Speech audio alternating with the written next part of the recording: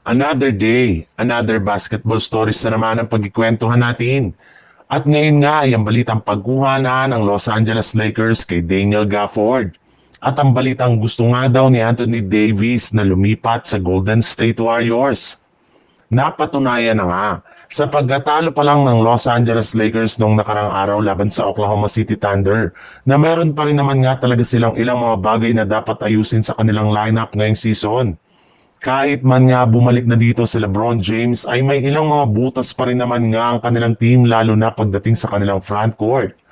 Ayon nga sa isang NBA analyst, kailangan nga daw ng Lakers ng isa pang center na mas physical at mas athletic ang laruan sa ilalim ng basket. At ang solusyon nga nila ay ang ganitong klaseng problema kapag kinuha ng team ang matagal na nilang target na si Daniel Gafford na binabalakan na rin naman ngang i-trade ngayon ng Dallas Mavericks matapos nilang sisantahin ang kanilang general manager na si Nico Harrison.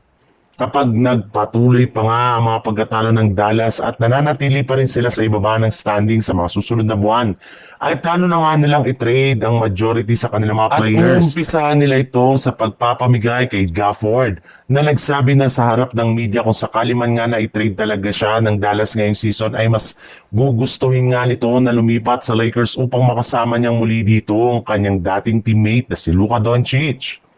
Sa ibang balita naman, kagaya nga ng napag-usapan natin, trending nga ang pangalan ni Anthony Davis ngayon sa social media sa dami ng mga fans ng Mavericks na gustong i-trade ito upang makakuha sila ng mga bagong players at draft pick para sa future ng kanilang prangkisa. Ikinumpirma na rin naman nga ng ilang mga NBA insider na hindi na nga daw mahihirapan ng Dallas na ipamigay ito sa isang trade dahil marami rin naman nga ng mga team ang tumatawag at nagtatanong kung paano nila makuha ang isang Anthony Davis sa trade at kung gaano kalaki ang trade value nito. At isa nga sa mga team na may interes sa kanya ay ang Golden State Warriors na nangangailangan ngayon ng isang bagong center na maitatandem nila kay Stephen Curry at Jimmy Butler. Kapag nakuha nga nila ito ay sigurado nga na makakabuo sila ng isang legit na Big 3 na siyang kakatakutan sa buong NBA.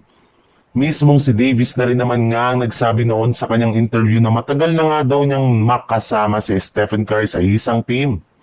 Pero syempre, hindi rin naman nga magiging madali para sa Warriors na makuha si Davis dahil kakailanganin nga nila dito na isakripisyo ang majority sa kanilang mga player para lamang matapatan ang napakalaki nitong kontrata.